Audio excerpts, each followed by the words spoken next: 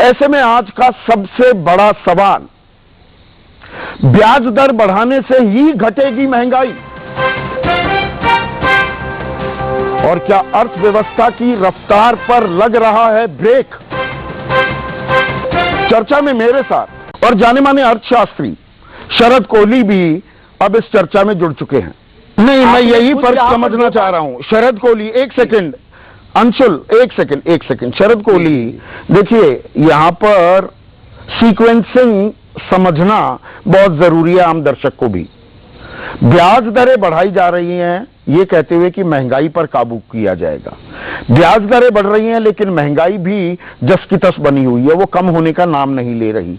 और उधर विकास दर के अनुमान को नीचे लाया जाता है और अगर विकास दर पर ब्रेक लगता दिखता है तो उसका सीधा असर आम आदमी की आमदनी पर होता है। यह रोजगार से जुड़ा हुआ मसला है। बेरोजगारी 8.28% है।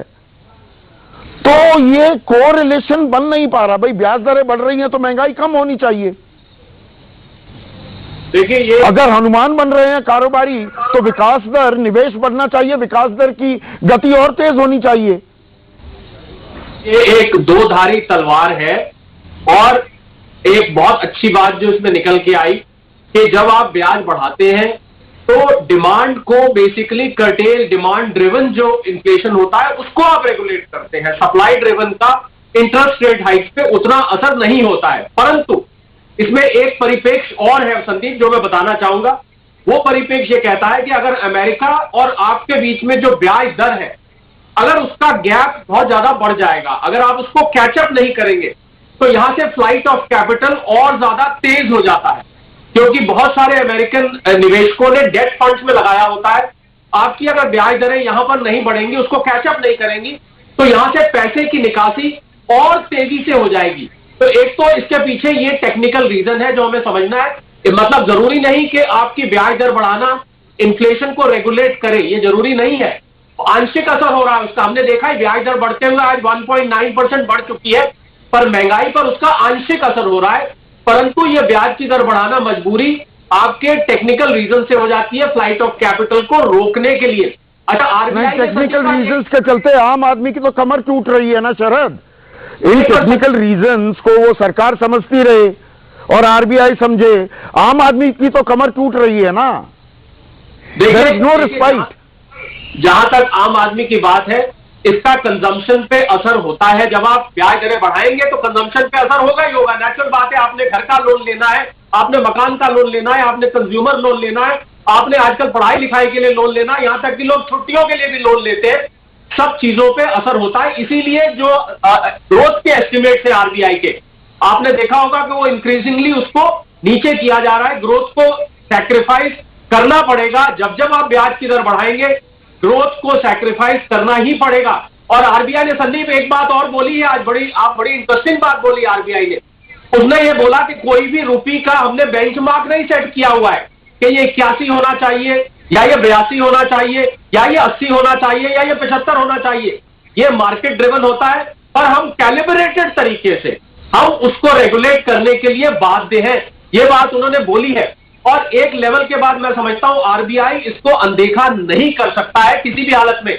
आम आदमी की जहां तक बात है, उसकी ईएमआई बढ़ेगी। नहीं, मुझे एक चीज बताइए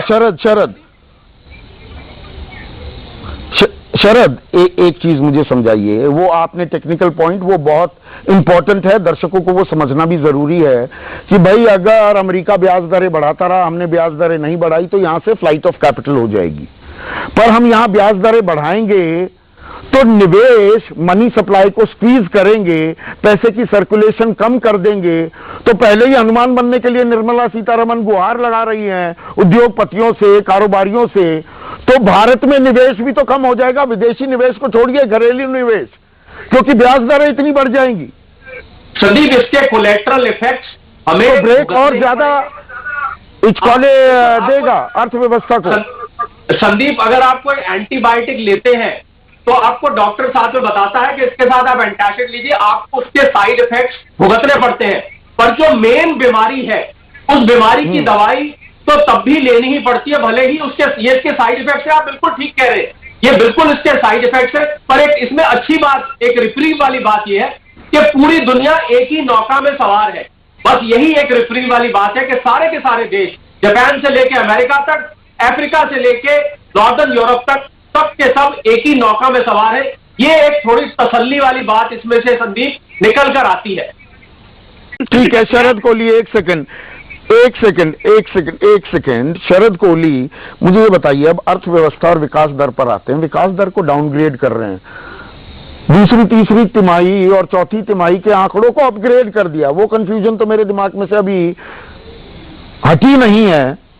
पर विकास दर अगर डाउनग्रेड कर रहे हैं तो यानी कि निवेश भी नहीं होगा, ये आशंका पहले ही जाहिर कर रहा है आरबीआई। दूसरा, रोजगार सृजन के जितने मौके होते हैं वो क्या और कम होते दिखाई देंगे? देखिए, अगर विकास की दर कम होती है संदीप, तो ये चीजें होती हैं। आपके एम्प्लॉयमेंट पे फर्क पड़ेगा, कैपिटल इन्वेस्टमेंट पे फर्क पड़ेगा, पर कैपिटा इनकम पे फर्क पड़ेगा। जितने भी इसके वाइसेस होते हैं, जितनी भी विकास दर कम होने के आफ्टर इफेक्ट्स होते हैं, वो सब होंगे। पर अमेरिका के हम एग्जाम्पल लेके चले थे। एग्जाम्पल अमेरिका में इस time Sandeep, America already recession में चला गया। पहले 6 महीने के आंकड़े मेरे पास है, वो माइनस में चला गया। पर वहां पर एक बड़ी अजीबोगरीब परिस्थिति देखी गई कि वहां पर रिसेशन आ गया है, पर वहां पर नौकरियां अभी भी इतनी धड़ल्ले से मिल रही हैं कि वहां पर इन्फ्लेशन को कंट्रोल करने के लिए वो कह रहे हैं, भैया ये नौकरी वालों को कम करो जिनको नौकरी मिल रही है, आप जॉबलेस क्लेम्स को बढ़ाइए, आप नौकरी करने वालों को कम करिए, क्योंकि इन्फ्लेशन संभल के नहीं दे रहा है।